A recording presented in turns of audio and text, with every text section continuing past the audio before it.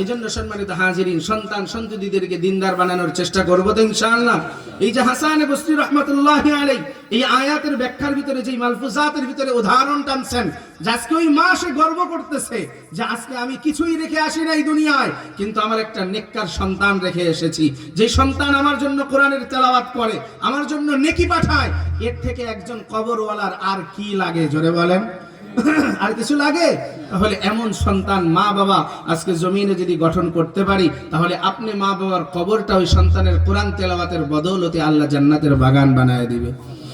এই ইমানদার মুসলমান আল্লাহর গোলাম, এরপরে জমিনের ভিতরে চলতে ফুরতে ভুল হয়ে যায়। আল্লাহ তাবারাক ওয়া তাআলা জমিনে দুই রকমই মন মানসিকতা দিয়েছেন।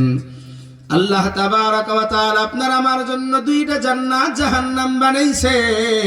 এরপরে আল্লাহ ডাক দিয়া বলেছেন, কুল ইয়া ইবাদিয়াল্লাযীনা আসরাফু আলা আনফুসিহিম লা তাকনাতু মির রাহমাতিল্লাহ। হে নবীর গোলামের উম্মতের দল, আমি আল্লাহ ওয়াদা দিলাম জমিনে আমার বান্দা বান্দি পাহাড় সমপরিমাণ গুনাহ করে ফেলেছো, অনেক অন্যায় হয়ে গেছে, আমি মাওলা থেকে নৈরাশ হয়ে জুড়ে যায় না, আমি আল্লাহ তোমার জন্য রহমতের দরওয়াজা খুলে রেখেছি। বলেন না সুবহানাল্লাহ। বান্দা যত গুনাহ করো না কেন, আমি মাওলার কাছে ডাক দাও, মালিক এই জমিনে আমি বড় অপরাধ করেছি, তওবা করলাম, আর জিন্দেগিতে তওবা করব না। আল্লাহ বলেন, ইন্নাল্লাহা ইয়াগফিরুয যুনুবা জামিআ ইন্নাহু হুয়াল গফুরুর রহিম। আল্লাহ বলেন, নিশ্চয় আমি আল্লাহ তোর জিন্দেগির গুনাহ খাতা maaf করে দিব।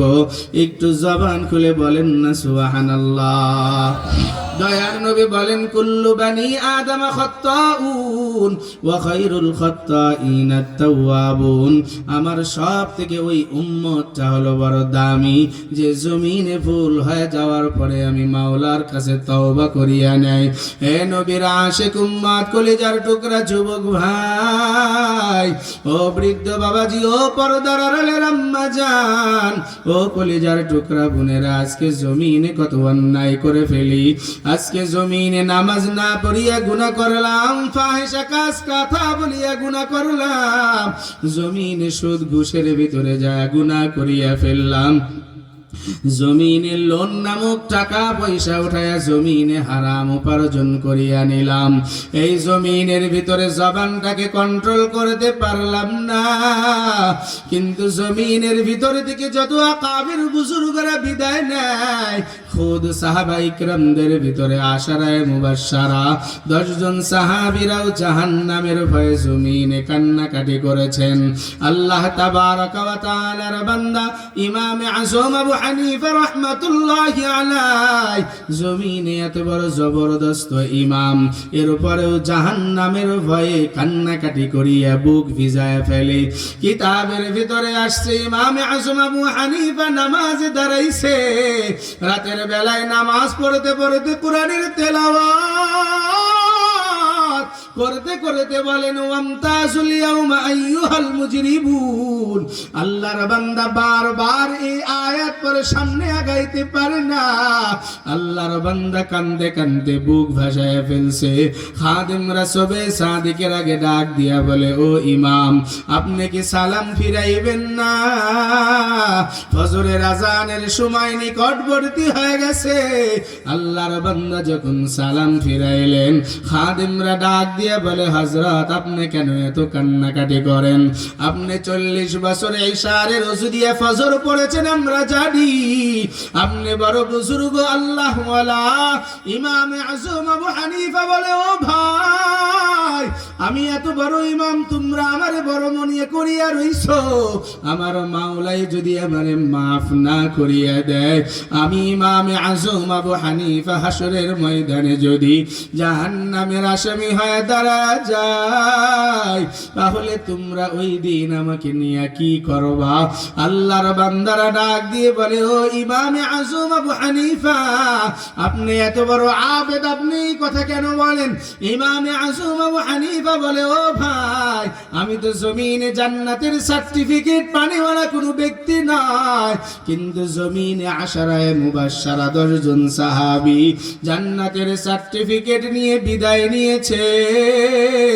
তাদের ভিতরে অন্যতম আবু বকর সিদ্দিক রাদিয়াল্লাহু তাআলা আনহু, দ্বিতীয় নাম্বার হযরতে ওমর ফারুক রাদিয়াল্লাহু তাআলা আন। তাদের এক একজনের জীবনী পড়লে মাথা নষ্ট হয়ে যায়। জান্নাতের সার্টিফিকেট পাওয়ার পরেও আবু বকর সিদ্দিক রাদিয়াল্লাহু তাআলা আনহু মসজিদে নববীতে মাঝে মাঝে গুনগুন করিয়া কাঁদতেন। আম্মা জান আয়েশা সিদ্দিকা রাদিয়াল্লাহু তাআলা আনহা বলেন, মাঝে মাঝে নবী আসিয়া ঘরের ভিতরে আমারে বলতেন, ও আয়েশা, ঘরের ভিতরে থেকে বাহির হয়েছি, দেখি মসজিদে নববীতে কান্নার আওয়াজ। আমি নবী চিন্তা করলাম, এত রাতের বেলায় কে কান্নাকাটি করতেছে? ও আয়েশা, যায় দেখি তোমার বাবাই সিজদায় পড়িয়া কান্দে। ও নবীর আশিক উম্মত, আজকে জমিনে কতই গুনাহ করে চলতেছে রে ভাই, জমিনে ইবাদত বন্দেগি নাই।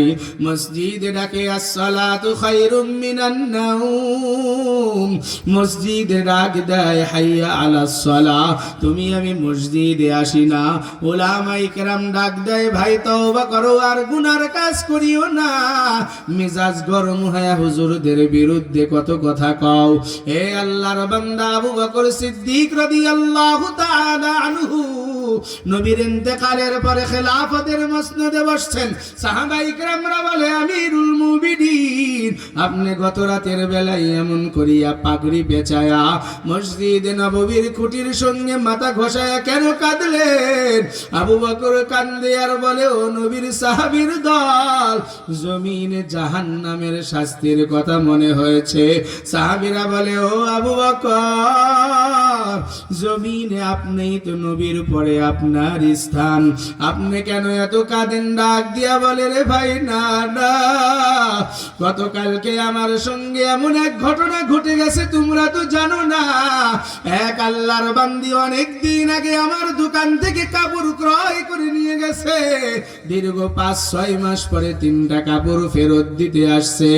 আমি ডাক দিয়া বললাম, ও মা, জমিন থেকে তো এই কাপড়গুলো আপনি পছন্দ করেই কিনেছিলেন, এতদিন পরে এই 3টা কাপড় কেন ফেরত দিতে এসেছে? আল্লাহর বান্দি ডাকে বলে, আবু বকর, পছন্দ করে নিয়েছিলাম, দীর্ঘদিন বাড়িতে পড়েছিল, গতকালকে বাহির করেছি কাপড় বানানোর জন্য, এখন আর কাপড় পছন্দ হয় নাই। ও আবু বকর, কাপড় পছন্দ না হওয়ার কারণে ফেরত দিতে এসেছি। আবু বকর ডাক দিয়া বলে, নাকি কোনো দোষ ত্রুটি আছে? বলে, না না, বুখারীর বর্ণনায় পাওয়া যায় আবু বকর সিদ্দিক তার কাপড়টা নিয়ে টাকা ফিরাইয়া দিয়া দোকান বন্ধ করলেন।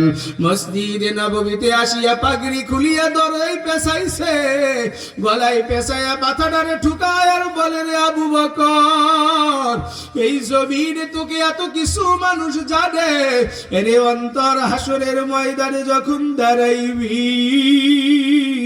আল্লাহ যদি ডাক দিয়ে বলে, রে আবু বকর, জমিনে যত ইবাদত করেছো আমি মাওলার কাছে পছন্দ হয় নাই, আমি আবু বকর জাহান্নাম ছাড়া কোনো উপায় নাই।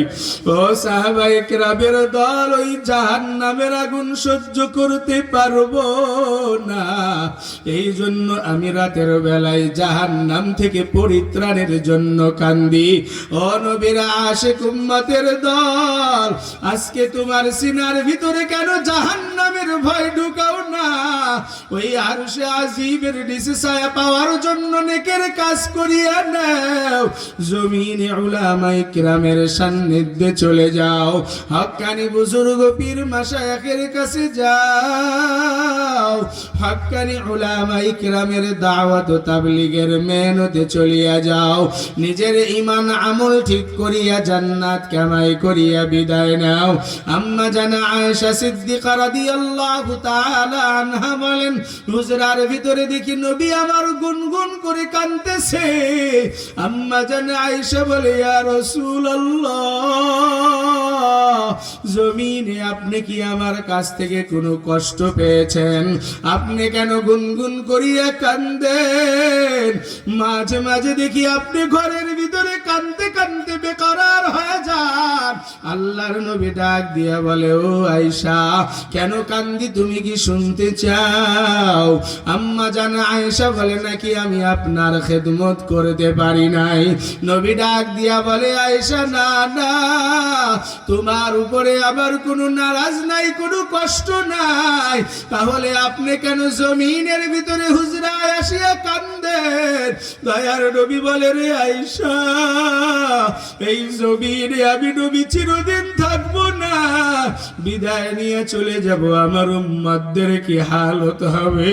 আমি মাঝে মাঝে বলি, ও জিবরাইল, আমার উম্মতদের জমিনের ভিতরে কি হালাত আল্লাহ তাবারক ওয়া তাআলার কাছে জানায় দাও। আমার একটা গুনাহগার উম্মতকেও যদি জাহান্নামে দাও, আমি নবী কিন্তু তোমার জান্নাতে প্রবেশ করব না। হে নবীর আশিক উম্মত, কোন নবীর উম্মত হইছো চেনো নাই? তোমার আমার জন্য তায়েফের জমিনে পাথরের আঘাত, তোমার আমার জন্য উহুদের ময়দানে দান দান শহীদ হয়, তোমার আমার জন্য খন্দক করতে গিয়া পেটে পাথর বাঁধছে, তোমার আমার জন্য নিজের মাতৃভূমি ত্যাগ করিয়া মদিনায় চলিয়া গেছে। ওই নবীর জমিনে আর কত কাঁদাইবি? এরে যুবক, আজকে দাড়ি দাড়ি ফেস ফেস করিয়া কাটলি, আজকে নবীর আদর্শ বাস্তবায়ন করলা না, খোদার কসম জমিন থেকে যেদিন বিদায় নিয়ে যাবা, ওই নবীর সার্টিফিকেট ছাড়া কেউ জান্নাতে যাইতে পারবে না। আম্মা জানা আয়েশা বলে, ইয়া রাসূলুল্লাহ, তাহলে ওই দিনের হালতটা কেমন হয়ে যাবে? আল্লাহর নবী ডাক দিয়া বলে, আয়েশা রে, সব মানুষগুলা নাফসি নাফসি করবে, সব নবী পয়গম্বর গুলা নাফসি নাফসি করবে, আমি জাহান্নামের সিঁড়ির গোড়ায় সিজদায় পড়িয়া থাকব। আমার রব ডাক দিয়া বলবে, হাবিব যাও, আরশে আজিমের নিকটে তুমি চলিয়া যাও, আমি মাথা উঠাইতে চাইব না। আল্লাহ ডাক দিয়া বলবে, হাবিব হাউজে কাউসারের কিনারায় হাজির হয়ে যাও, যাও, আজকে তুমি যাদেরকে সুপারিশ করবা, আমি আল্লাহ ওয়াদা দিলাম তাদেরকে বিনা হিসাবে আমি মাওলা জান্নাতে পৌঁছায়া দিব। দয়ার নবী দৌড়ায়া মাথা উঠায়া আরশে আজিমের নিকট পার হয়া ওই যে হাউজে কাউসারের কিনারার দিকে রওনা হবে। হাদিসের কিতাবে আসছে দিকে জাহান্নামের গুরিম গুরিম আওয়াজ, জাহান্নাম বলবে, হালিম তালাতি, ও মালিক, আবার পেট ভরে নাই, গুনাহগার গুলারে আমার কাছে আগায়া দাও। আল্লাহর নবী ডাক দিয়া বলে, ও মালিক, আগে জাহান্নাম ডারে ঠেকা দাও, না হইলে আমার সব গুনাহগার উম্মতের শেষ করিয়া ফেলবে। আল্লাহর নবীর হাতে মাওলা এক পিয়ালা পানি উঠায়া দিবে। দয়ার নবীকে আল্লাহ বলবে, পানি ছিটায়া দেন। সঙ্গে সঙ্গে জাহান্নাম বলবে, হাল মিম মাজিদ। দৌড়ায়া জাহান্নাম পিছনের দিকে রওনা হয়। আল্লাহ ডাক দিয়া বলে, ও মালিক, ৭০,০০০ শিকল লাগাইছো জাহান্নামে, এক এক শিকলের পিছনে ৭০,০০০ ফেরেশতা জাহান্নামকে পিছনে টেনে নিতে পারে না। কি এমন পানি উঠায়া দিলা যেই পানির কারণে জাহান্নাম আর দাঁড়াইতে পারলো না? আল্লাহ জানায়া দিল, হাবিব, তোমার আমার জমিনের ভিতরে কিসের পানি জানো? নবী ডাক দিয়া বলে, আল্লাহ, কিসের পানি আমি কেমনে বুঝবো? আমি তো কিছু জানি না। আল্লাহ জানায়া দেয়, হাবিব, শুনিয়া নাও, জমিনে আমার বান্দা বান্দি অন্যায় করার পর আমি মাওলার কাছে তওবা করেছে, চোখের থেকে পানি ১ ফোঁটা ২ ফোঁটা করিয়ে ফেলাইছে। আজকে জমিনে ঘরে বাড়িতে আগুন লাগলে পানি ছাড়া পরিমাণও সম্ভব নয়। আল্লাহ ডাক দিয়া বলে ফালিয়াদহাকু কলিলা ওয়ালিয়াবকু কাসীরা, হে বান্দা বান্দি বেশি বেশি কান্দো, কম কম হাসিয়া নাও। আল্লাহ ডাক দিয়া বলে হাবিব, যেই বান্দা বান্দি শয়তানের ধোঁকায় পড়ে অন্যায় হয়েছে, রাতের গভীরে সবাই ঘুমায় গেছে, ও ঘুমায় নাই, আমি বাউলার কুদরতি পায়ে শুয়ে ডাক দিয়া বলে আল্লাহ, আমি বুঝি নাই নফসের তাড়নায় করে অন্যায় করে ফেলেছি, গান বাজনা শুনে ফেলেছি, বেপরদায় গুনাহ করে ফেলেছি। ওগো আল্লাহ, তওবা করলাম, আর জীবনে গুনাহ করব না। ও হাবিব, ওই চোখের পানিগুলা জমা করিয়া রাখছি। আল্লাহর নবী ডাক দিয়া বলে মামবাকা মিন খাশিয়াতিল্লাহ ক্বাদ হারামাল্লাহু তিলকাল আইনু আলান নার। হে জমিনের উম্মত, এক ফুটাও যদি হয় মাওলার ভয়, জাহান্নামের ভয়ে তোর চোখ থেকে এক ফোঁটা পানি হলেও বাহির কর। হতে পারে এই ওসিলায় আল্লাহ মাফ করিয়া জান্নাতে পৌঁছায়া দিবে। একটু জবান খুলে বলেন না সুবহানাল্লাহ। হে খোদা দয়াময় রব্বুল আলামিন,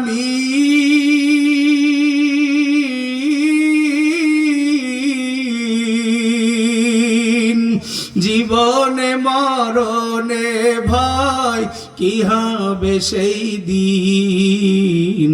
হে খোদা, হে খোদা দয়াময়